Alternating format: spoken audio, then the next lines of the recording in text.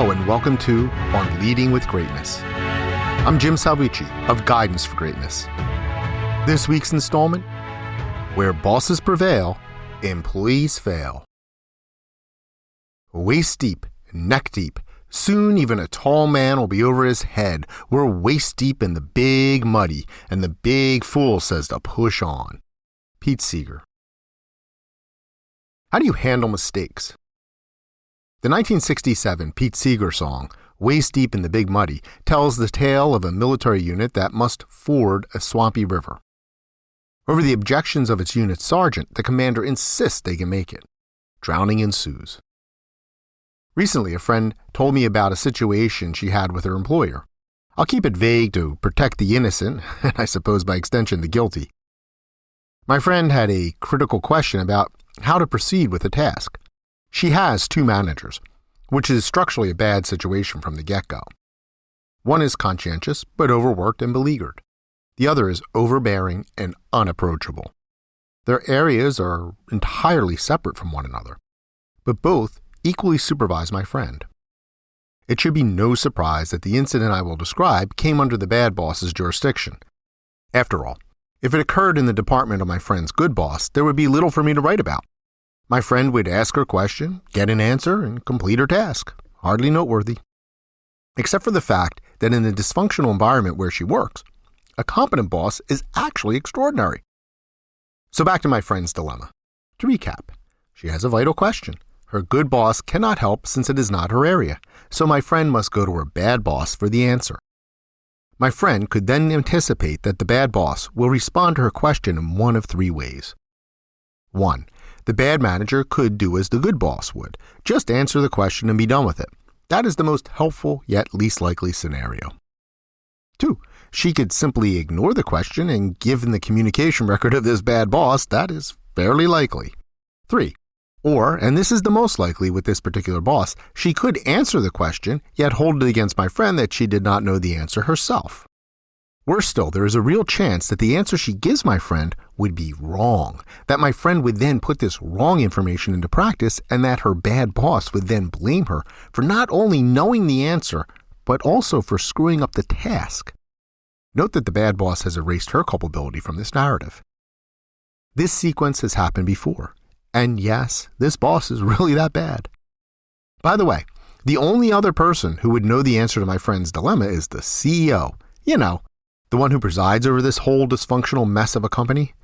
Based on the past behavior and despite her oft-touted open-door policy, she would certainly resent my friend for bothering her and be angry at my friend's manager for not taking care of it herself. The bad manager then would blame my friend for going to the CEO, over my head, which would initiate a downward spiral in their already sinking relationship. You know this movie. My friend agonized over this problem for days. She lost sleep over it. Finally, she just went ahead and asked her bad boss what to do. Her bad boss, having just had her cloven hooves polished and painted crimson at the nail salon, was in a good mood and simply answered my friend's question with no fallout. Happy ending? But wait, there's more. In the meantime, because she had been so focused on this one problem, because she was so stressed, because she was so afraid to make a mistake with this particular task, because it had caused her to lose sleep, because she was so unsure, because, my friend dropped the ball on two other entirely unrelated tasks under her bad boss's purview. Her bad boss was furious with her. So who is at fault? A. My friend who made the mistakes? B. Her boss? C. The CEO? This one is easy. All three. Let's break it down in reverse order. First, the CEO. She's the one who has allowed this culture of recrimination and arbitrariness to flourish. Perhaps she even established it herself. Whatever the case, unless she took her position last week, and she did not, she gets the blame for corporate dysfunction. Any boss who habitually lets blame run downhill is a fraud. She also takes a hit for her lack of approachability and general surliness. Second, the bad manager. She's a hack through and through. Her behavior shifts with her mood. She's unapproachable and unreasonable except when she isn't, which makes her unpredictable. She is quick to blame others and slow to take responsibility. One day, the board will no doubt wake up to all these grotesque shortcomings in her character, and duly promote her to CEO. She's got the stuff. Finally, my friend. She still works at that three-ring circus of a corporation. Shame on her. This rendition, by the way, is a stripped-down version of the real scenario, which was far worse. You are mistaken. The simple fact is that people will make mistakes. They do. I do. You do. Mistakes happen.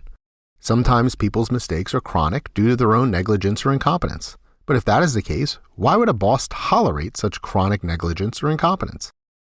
If an employee flat out cannot or will not do the work despite the best efforts of leaders to lead them, then that employee should be encouraged to find work elsewhere.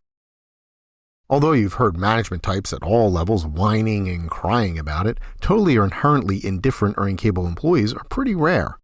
If the company is somehow rife with such incompetent employees, then the managers are probably hiring such employees. That too is on the bosses.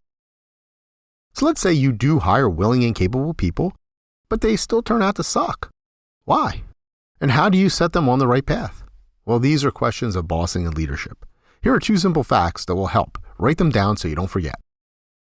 1. Bosses make people do tasks. 2. Leaders inspire people to do what needs to be done because they want to. See the difference? Leadership can be challenging to execute with consistency, but the effort will reap rewards. Leaders prevent problems. Bossing is much more straightforward and relatively effortless to implement, but it tends to create messes that morph into massive problems. The good news is that bosses get to blame others for their messes. So it's all okay, right? This is why I say leaders prevent mistakes while bosses cause mistakes. If all the administrators who oversee my friend were actually leaders, a rarity, my friend would have been less likely to fret, lose focus, and then make other mistakes.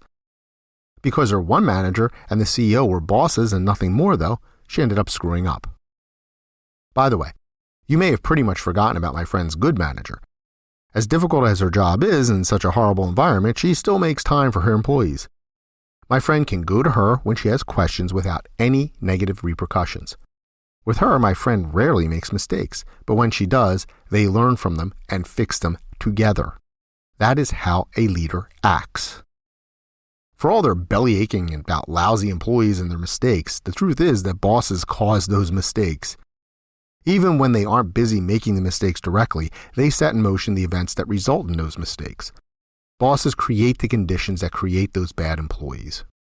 Bosses condone or even encourage dysfunctional cultures.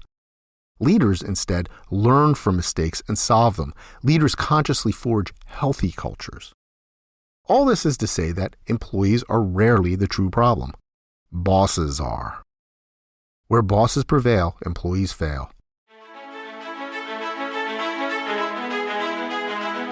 Do your people ask too many questions and make too many mistakes? How do you respond when they do?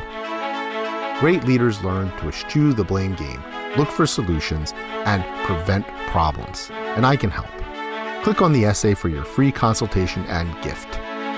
If you want to learn more about how to become a great leader in this world of bad bosses, visit guidanceforgreatness.com. Ask questions or make suggestions by emailing me directly at info@guidanceforgreatness.com. Join the conversation by leaving a comment and leave a like or review. Please share this post on social media and be sure to subscribe to have On Leading with Greatness sent weekly to your inbox. I look forward to hearing from you.